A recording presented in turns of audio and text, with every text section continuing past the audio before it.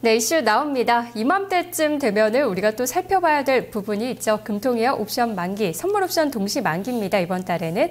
자, 코앞으로 다가와 있는데요. 아무래도 국내적인 이벤트 가운데서는 가장 큰 이벤트가 될 것 같습니다. 시장에 좀 변동성이 나타날 수도 있고 또 오늘은 시장에서 그 경계감이 좀 확인되고 있는데요. 얼만큼의 영향을 미칠 것인지 그리고 향후에 시장에는 어떤 영향을 줄 것인지 함께 토론해 보도록 하겠습니다. 오늘은 뉴스토마토의 박수영 기자와 김형용 전문가, 허준식 해설위원이 함께하도록 하겠습니다. 안녕하세요. 안녕하십니까. 네, 오늘 두 가지 이벤트 함께 살펴볼 텐데요. 먼저 금통위 쪽부터 보도록 하겠습니다. 최근에 박근혜 정부 출범 이후에는 그래도 힘을 실어주기 위해서 금리 인하를 하지 않을까라는 이야기가 좀 나왔었는데요. 분위기가 다시 동결적으로 좀 선회하고 있는 것 같습니다. 박수영 기자, 현재 분위기가 어떻고 또 왜 그런 이야기가 나오는지 한번 살펴보도록 할까요? 네, 한국은행 금융통화위원회가 넉 달 연속 기준금리를 동결한 가운데 이달에는 기준금리가 인하된다는 전망이 나왔습니다. 새 정부 들어 정책공조 차원에서 금리를 인하할 것이라는 기대감에 섭니다. 하지만 전문가들은 오는 14일 금통위가 기준금리를 동결할 것이라는 쪽에 무게감을 두고 있습니다. 전문가들은 새 정부의 내각 구성이 지연되고 금통위 회의록 공개 이후 저금리 부작용이 우려된다는 이유를 들어 기준금리 동결을 예상했습니다. 채권 전문가들 역시 동결 가능성을 점쳤는데요. 새 정부 출범 이후 경제정책에 대한 구체적인 방향성이 제시되지 않고 있고 한은이 정책 공조의 강도와 시기를 저울질할 수 있다는 점에서 동결 가능성에 무게감을 실었습니다. 물가 역시 금리 동결의 이유 중 하나로 판단됐는데요. 지난달 축산물 가격이 하락하고 소비가 부진돼 비교적 소비자 물가가 안정적인 편이라는 이유에서입니다. 전문가들은 실제 기준금리가 인하될 경우 그 효과에 대해서도 대체적으로 비관적이었습니다. 실제 기준금리를 인하할 경우 가계 수지가 악화될 가능성이 있고 저신용 기업들은 오히려 자금 조달 환경이 악화돼 높은 자금 조달 비용을 부담해야 할 것이라는 우려의 목소리도 나왔습니다. 뭐 여러 가지 이유가 있겠습니다만은 지금 굳이 금리를 인하한다고 해서 그 효과보다는 또 부작용도 나올 수 있다는 이야기도 함께 제시되고 있는 것 같습니다. 또 이 금통위 전에 금융투자협회에서 매번 설문조사를 하잖아요. 지난달에는 한 84%가 동결을 예상했는데 이번에는 53% 정도 동결을 전망하는 쪽이 좀 줄기는 했더라고요. 자, 금리 인하의 가능성도 역시 열려 있다고는 봐야 될 것 같은데요. 그렇다면 해설위원님께서는 좀 동결과 인하 중에 어느 쪽에 무게를 두시는지 그렇게 보시는 이유도 들어보도록 할게요. 네, 일단 지난달에 금리 인하 지지론자로 알려져 있던 현오석 KDI 원장이 경제부총리 겸 기획재정부 장관으로 이제 지명이 되면서 3월 금통위에서는 금리를 내릴 것이라는 전망이 강했었습니다.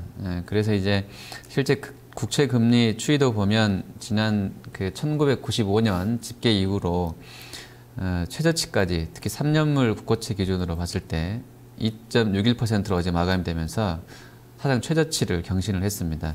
지금 현 후보자가 이 경기 침체를 이제 언급하면서 어저께 이제 추경 조기 편성 이야기를 했던 게 더 영향을 줬던 것 같고요. 이로 인해서 시장에서는 한국은행도 정부 쪽과 이제 발을 맞춰서 기준금리 내릴 것으로 힘을 실을 것이란 그런 전망이 나왔기 때문인 것 같고요. 하지만 이제 금리 인하 명분이 그동안에 이제 글로벌하게 돈이 풀리면서 우리 원화가 너무 세니까 금리를 좀 내려서 환율을 좀 조정해야 되는 것 아니냐 뭐 이런 전망도 있었고요. 네, 또 환율 문제도 있었죠. 그렇죠. 예. 그리고 이제 내수가 워낙에 이제 부진한 상황이고 가계 부채도 문제가 이제 커지고 있기 때문에 뭐 이러한 부분에 부담을 좀 줄여주자라는 정도였었는데 일단 내수 부진 같은 경우는 우리가 금리로 해결할 문제는 이미 이제 아닌 것 같고요. 이게 이제 소득 관련해서는 주력 수출업체들, 특히 삼성전자나 현대차 같은 경우가 해외 글로벌 생산 기지화 같은 쪽으로 계속 반영되고 있어서 산업 구조적인 문제지 금리 내린다고 내수가 살 것 같지는 않고요. 그리고 이제 환율 같은 문제는 운 좋게도 여러 가지 재료가 섞여지면서 1,050원 선에서 1,090원 선까지 급등이 나왔기 때문에 뭐 명분의 한 축은 살아 있는데 일단 환율이 상당히 좀 올라온 상황이라서 이번에는 그냥 좀 두고 볼 것 같다 이렇게 생각을 하고 했고요. 금리 관련해서 또 이제 가계 부채 관련한 문제들은 사실 이제 박근혜 정부가 금리 인하라든지 뭐 이런 쪽보다는 뭐 대출 비율 조정이라든지 지금 이야기 한참 되고 있는 국민 행복기금 뭐 통해서 해결할 것 같기 때문에 금리 건드려서 가계부채 쪽 이렇게 드라이브를 걸 것 같지는 않고요.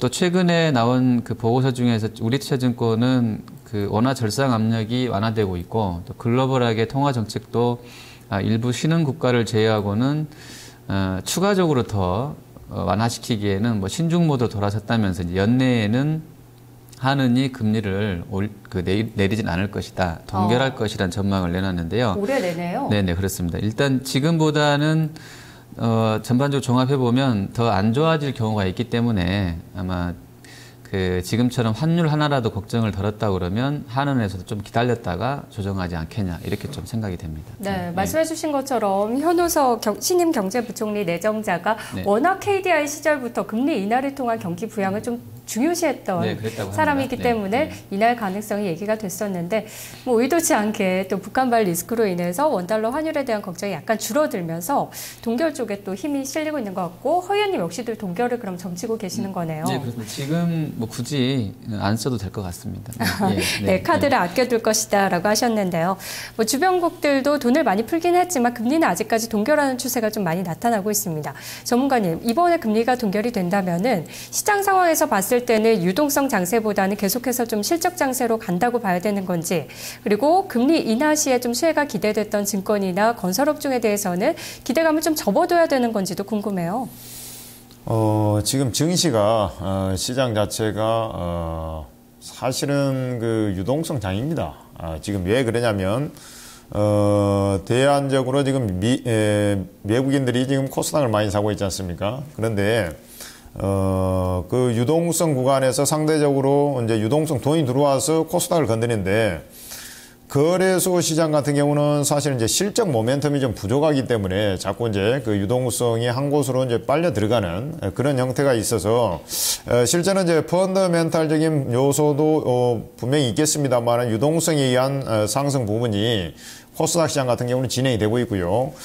대신 이제 거래소 시장을 매매하는 사람들 입장에서는 상당히 답답할 수가 있는데, 바로 이제 금리를 좀 인하를 해주면, 말 그대로 이제 거래소 시장에도, 일시적인 좀 단비가 좀 들어올 가능성은 좀 있어 보입니다. 네. 왜 그러냐면, 시장이 어느 일방향으로 가는 건 아니거든요. 지금 중심은 코스닥에 있지만, 거래소 시장의 경기 민감주를 보면은, IT를 제외하고는 사실은 가격 메리트가 상당히 있어가지고 이런 이제 그렇다고 해가지고 거래소 대형주들이 예를 들어서 화학, 철강, 기타 이제 산업재 이런 종목들이 뭐 주가가 실적 모멘텀이 좀 없어서 그렇지 줄줄 흘러내리면서 한없이 빠지는 건 아니거든요. 그래서 그 계기가 이제 나와야 되는데.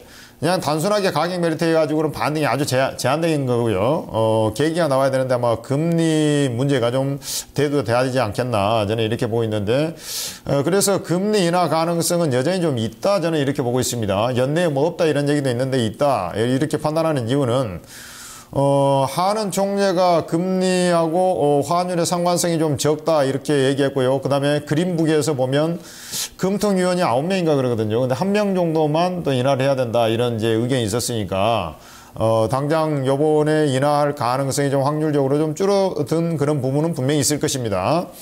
그렇지만은 경기 선행지수가 지금 우리나라 같은 경우는 반락이 나왔거든요. 전월에.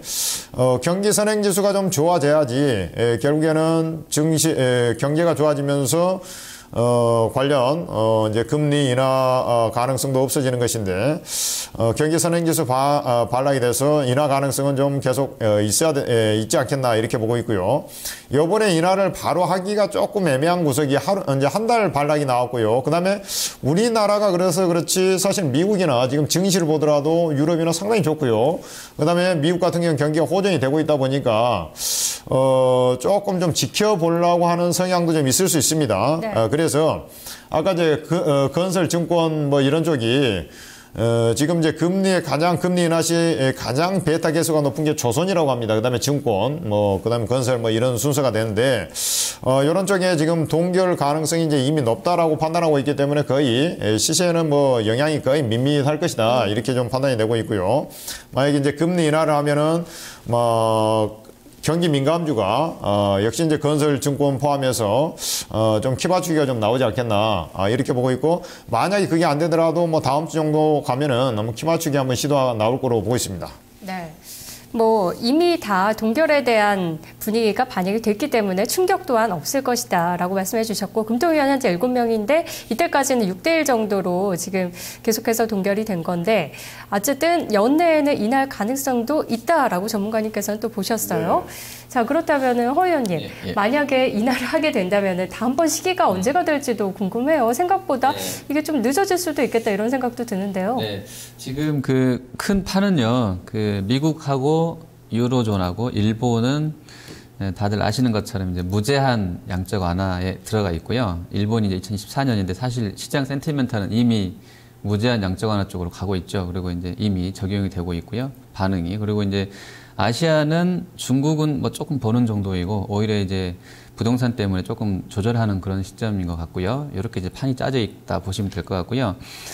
그렇게 돌아가는 이유는 사실 아시아는 2008년도 그 글로벌 금융위기 관련해서 직접적인 어떤 원초적인 진앙지가 아니었었고 해서 조금은 이제 유럽이나 미국보다는 여유롭다는 판단을 해보게 됐고요. 또 이제 일본 같은 경우는 뭐 정치적인 워낙 이제 우파 성향의 그런 어떤 정치적 이슈도 있었던 것 같습니다. 그리고 이제 아시아가 어쨌든 좀 특별한데, 아시아는 조금 시차를 두고서 부동산 문제 등이 수년되고 있기 때문에 아마 유럽과 미국 쪽과는 조금 다른 상황에 놓여 있지 않냐 이렇게 좀 판단을 하고 있고요. 그래서 금리라든지 어떤 그 정부 쪽의 금융 정책 면에서도 차이점은 있다 이렇게 보셔야 될 것 같습니다. 그리고 이제 일본이나 미국이나 유럽이 사실상은 이 금리 가지고 할 수 있는 것은 다 해버렸고, 네. 미국 같은 경우는 금리로 더 안 되니까 2010년부터 돈을 뭐 거의 2조 달러인가요? 거의 3조 달러 정도 더 직접 투입을 했는데, 어쨌든 뭐 이런 상황이라는 걸 말씀을 드리고, 네, 이제 아시아 제로금리 베이스니까요. 그렇죠. 예. 그리고 이제 아시아 같은 경우는 만에 하나 이제 이들 주요 국가들이 추가로 상황이 악화될 가능성에 대비를 하는 차원에서 정책 수단을 아껴두자는 그런 상황일 것 같고요. 지금 경기 상황을 보면 미국의 경기 개선세는 조금 확연해진 것 같고요. 또 유로존은 조금 이제 양적 완화한 이후에 LTRO라든지 무제한 그 OMT 이후에 조금 경기 회복에 대한 강도를 높아질 수 있게 좀 점쳐보는 정도인 것 같지, 아직은 좋아지고 있지 않고요. 또 일본 같은 경우는 그 무제한 완화 후에 경기 회복 강도를 좀 지켜보면서 뭐 우리나라 같은 경우도 전반적으로 또 글로벌 시장이 돌아가는 걸 보면서 금리나 시기를 저울질하지 않겠냐 이렇게 판단하고요. 우리는 지금 그림 나가는 것처럼 지난 2009년도에 글로벌 금융위기 여파로 이제 같이 다운을 시키면서 사상 최저치인 2%까지 금리를 내렸었는데, 지금 사실 0.75밖에 룸이 없어요. 네. 그래서 이제 우리가 글로벌 금융위기 때만큼 지금 심각하냐 뭐 이렇게 물어보면 저는 아니다라고 말하고 싶고요. 그래서 이제 조금 상황을 봐가면서 그 0.75 정도는 좀 아껴두지 않겠냐 이렇게 좀 판단을 하고 있습니다. 네, 2%대까지 내렸다가 정상화 과정에서 2.75가 됐는데 다시 또 내린다면 0.75밖에 쓸 수 있는 카드가 없다 이런 설명이네요. 조금 더 인하 시기가 늦춰질 가능성도 있고요. 만약에 동결을 한다면 또 시장에서는 긍정적인 쪽으로도 해석은 가능합니다. 뭐 G2를 중심으로 한 경기 회복세가 이어지고 있다거나 금리 인하로 급선회해야 할 만큼 경기의 여건이 급격하게 악화되지는 않았다라는 분석도 나올 수 있을 것 같은데요. 자, 주변국 증시 상황까지 좀 보면서 금리 동결이 좀 무게가 실리고 있는데 내일 결정을 한번 봐야 될 것 같습니다. 또 하나의 이벤트죠. 선물 옵션 동시 만기도 점검해 보도록 하겠습니다. 일단 증권가의 분위기 좀 보도록 할게요. 박수영 기자, 선물옵션 동시 만기에 대해서 중립 혹은 제한적인 매도 우위를 좀 점치는 쪽이 많던데요. 그렇게 보는 이유 들어볼게요. 네, 시장의 관심은 기준금리 결정날과 더불어 선물옵션 동시 만기일에도 쏠려 있습니다. 만기 관련 조건들은 양호하지만 일부 물량이 청산될 수 있다는 예측이 우세합니다. 전문가들은 14일 선물옵션 만기일에 제한적인 매도세를 전망했습니다. 우리투자증권은 선물옵션 만기일의 실질적인 매수 차익 잔고 규모는 대략 3조 원이고 5천억 원에서 7천억 원 규모의 매도 우위가 예상된다고 점쳤습니다. 매도 물량이 크지는 않겠지만 대형주 위주의 회피 심리가 작용할 확률이 높기 때문에 증시에는 어느 정도 악재로 작용할 가능성이 있다는 평가입니다. 전문가들은 차익 잔고 누적 물량은 적지 않음에도 불구하고 이번 만기에 청산될 수 있는 물량은 많지 않을 것으로 내다봤습니다. 현재 만기가 임박했음에도 불구하고 코스피 200 선물 3원물의 시장 베이시스가 1포인트 내외의 강세를 유지하고 있다는 이유에서입니다. 차익 매물의 수준을 가늠할 수 있는 스프레드 가격이 2.50포인트 이상으로 상승하지 않을 경우 외국인과 금융투자를 중심으로 한 매물 출회가 예상된다는 전망도 나왔습니다. 전문가들은 스프레드 가격이 2.50포인트 이상으로 올라가지 않으면 단기 차익성 매물인 금융투자의 3,300억 원 규모 매물과 외국인들의 동시 물량 출회가 나타날 수 있다고 분석했습니다. 14일 옵션 만기일과 기준금리 결정이 증시의 등락을 좌우할 변수로 작용하면서 향후 시장 움직임이 주목됩니다. 네, 증권가에서는 제한적인 매도의 충격은 크지 않을 것이다 라고 2월의 가능성을 좀 많이 점치고 있던데요. 전문가님, 현재 매수 차익 잔고의 수준도 한번 봐야 될 것 같고요. 외국인 롤오버를 위한 조건이 어느 정도 되는지 한번 짚어보도록 할까요? 네, 그렇습니다. 지금 매수 차익 잔고가 도표에서 보시다시피 2월 만기 이후에 1조 이상, 1.3조죠. 1조 3천억이 지금 유입이 돼가지고 진행이 돼서 최근에 이제 대부분 보면 이제 잔고가 좀 쌓이게 되면 만기 전에 이제 약간 부담감을 갖고서 프로그램 매물이 나오는데 최근에 이제 거래소 시장 기준으로 보면 지수는 빠지는데요.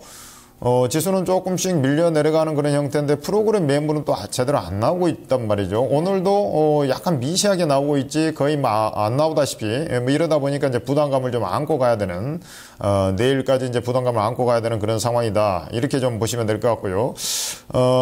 대신에 제가 말씀드리겠습니다만은 스프레드라는 게 있어요. 스프레드라는 것은 이제 6월물 가격하고 3월물 가격의 차이를 얘기하는데 밑에 그 하단의 차이를 보면 6월물에서 3월물을 뺀 거죠. 지금 최근에 보면 2.05까지 올라와 있습니다. 2.05까지 올라와 있어서 스프레드가 계속 확대가 되고 있다 이렇게 보시면 되겠어요. 이런 부분들이 지금 시장에 만기 충격을 좀 줄여줄 것이다 이렇게 보시면 될 것 같고요. 그 다음에 이제 프로그램 차익 잔고에서 지금 출회 가능한 최대 물량은 제가 볼 때는 증권사 쪽에서 물론 이제 월요일경에 한번 새로 또 들어온 물량은 좀 있습니다. 네. 증권사 쪽에서. 근데 이제 비차익 중심에다 차익도 일부 들어오고 해서 추가적으로 좀 있고 합니다만은 최대 출회 가능한 물량 한 5천억 수준이 될 것 같은데 이 롤오버 조건이 상당히 중요할 것 같습니다. 지금 베이시스 상태가 콘텐고를 기본적으로 유지를 해야 된다라는 거고요.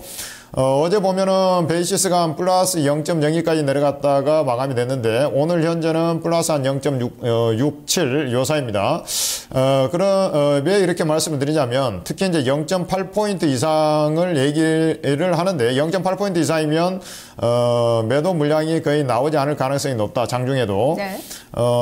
이 이유는 뭐냐면 외국인이나 기관 투자들이 매수 진입한 시기에 그 베이시스가 선물 가격에서 현물 가격을 뺀 거죠. 그게 0.8포인트 이상에서 진입이 됐어요. 그래서 0.8포인트 이상에서는 이상이 유지되면은 프로그램 매물은 거의 안 나온다 저는 이렇게 보고 있고요. 네.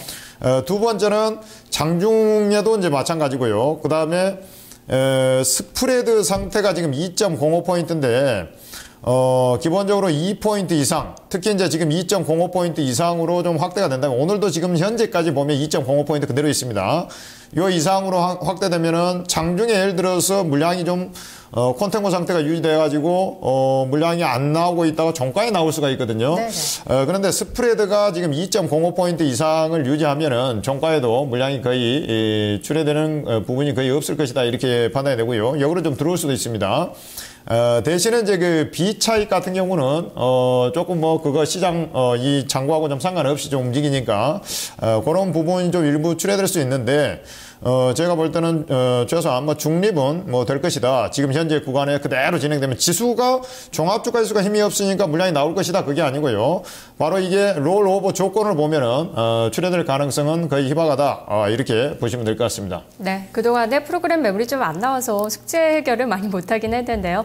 그래도 현재 상황 오늘까지도 봤을 때는 아무래도 청산보다는 2월의 가능성이 좀 더 많이 크게 남아있는 것 같습니다.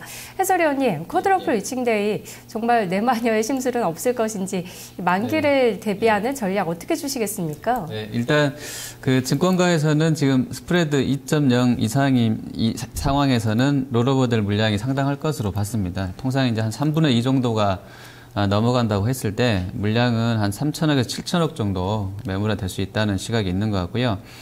이 정도 뭐 물량이면 지금 시장 볼륨 대비했을 때 충분히 커버가 될 것으로 보는 시각이 많은 것 같습니다. 그리고 이제 저는 그 개인적으로는 이 선물 옵션 동시 만기는 마치 카지노에 가서 그 머신이 뭐죠? 그 잭팟을 터뜨리게 하기 위한 기관과 외국인의 실책이다라고 보고 있는데요. 그래서 아마 이번에 상당히 흔들면서 대박 시세를 한번 줄 것 같습니다. 위로든 아래로든. 그래야 손님들이 안 떠나기 때문에 아마 그런 장치일 것 같고요. 3개월마다 한 번씩은 이런 재미를 줘야 되는 상황이기 때문에 이번에도 흔들림이 있을 것 같습니다. 그리고 개인적으로는 이 선물 옵션 동시만기 지표로 항상 제가 방송에서 계속 말씀드리지만 지수 20일 이평선의 모양새를 저는 보는데요.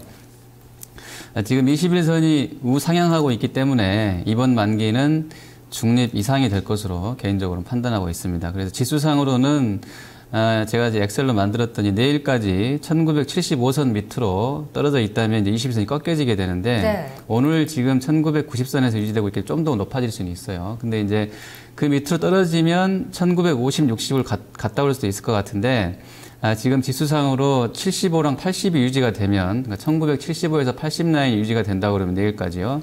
이번 만기는 21선 우상향 기조하에서 중립 이상 정도의 시황을 예상해 보게 되고요. 옵션 만기 맞은 선물 옵션 동시 맞는 투자 전략은 사실 이 만기는 그 주식 하는 사람들의 이벤트가 아니고 옵션이나 선물하는 쪽의 이벤트이기 때문에 네. 그냥 우리는 사실은 무관한 거죠. 근데 이제 지금 장은 코스닥이고 또 이제 코스피고 다 횡보하는 길게 보면 이 주봉으로 봤을 때요. 횡보하는 장세이기 때문에 좀 쉬면서 다음 종목 찾아보는 관망하는 것도 나쁘지 않은 전략일 것 같고요. 그리고 이제 굳이 옵션 선물을 들어가신 분들이라 그러면 그 메이저들의 패턴 매매 보면서 따라하는 수밖에 없습니다. 네. 저도 이제 경험적으로 보니까 우리가 뭐 작은 돈 가지고 승부수 던져봐야 잘 안 되더라고요. 그래서 메이저들의 심리를 잘 읽어야 되는 것이고 그게 안 되면 쉬시는 게 맞고요. 만기일 날은. 그래서 또 종목은 일단 기관과 외국인 수급이 몰리는 쪽으로 해서 단기 매매하는 전략이 나을 것으로 보고 있습니다. 네. 알겠습니다. 자, 그럼 전문가님 마지막으로 만기 이후에는 우리가 또 어떤 이벤트들을 주목해야 되는지 향후에 또 시장 방향성이 잡힐지에 대해서 정리해 보도록 할게요. 네, 짧게 이제 말씀드리면 일단 증시에 지금 현재 이슈거리라고 하면 결국에 이제 미국의 시퀘스터 해결이 이제 되느냐. 이게 이제 목요일 날 오바마 대통령하고 하원 의원하고 이제 미팅을 해서 이제 진행을 할 건데 오찬을 하면서 어제 이제 일부 나온 거 보면 아직까지 티격태격하고 있다라는 것을 이제 감지를 할 수가 있겠고요. 그 다음에 이제 금요일 날 지금 이탈리아 총선과 관련해서는 이제 쏙 들어갔는데 얘기가 글로벌 증시가 강세를 보여주니까 이제 연정 구성이 아직 못 했거든요. 네. 금요일 날 이제 그 연정 구성의 첫 단추를 이제 끼게 되는데 그게 이제 또 좀 쉽지만은 않을 것 같아요. 그걸로 해서 약간 조정의 빌미가 좀 될 수 있다. 요 부분이 있고요. 그 다음에 국내, 만약에 이제 만기의 금리 인하가 좀 되면은 어떤 지수 바닥은 좀 칠 가능성이 있어 보이고요. 두 번째는 이제 그렇지 않고 이제 이탈리아 요거 티격태격하고 그다음에 미국 시장도 약간 숨고리 들어갈 때가 됐거든요. 그러면서 진행이 되면 우리나라 시장이 유독 약한 것은 북한 변수도 있습니다만은 다시 엔화의 망령이거든요. 악몽 같은 거. 이런 엔화 약세 기조가 바로 이제 그 다음 주 한 수요일경에 어떤 다시 한번 변곡 자리를 다시 줄 것으로 이렇게 판단이 되고 있습니다. 그때 이제 취임을 하니까 불확실성 거치면서 과거처럼 이렇게 해서 이제 거래소 투자하신 분들 힘드시더라도 조금 인내를 하면은 뭐 조금 희망이 좀 있을 것 같다 이런 말씀 전해드립니다. 네, 정말 어느새 이야기가 쏙 들어갔는데 이탈리아 변수까지도 꼼꼼히 봐야 될 것 같습니다. 자, 오늘은 금통위와 만기 전망 들어봤습니다. 말씀 고맙습니다.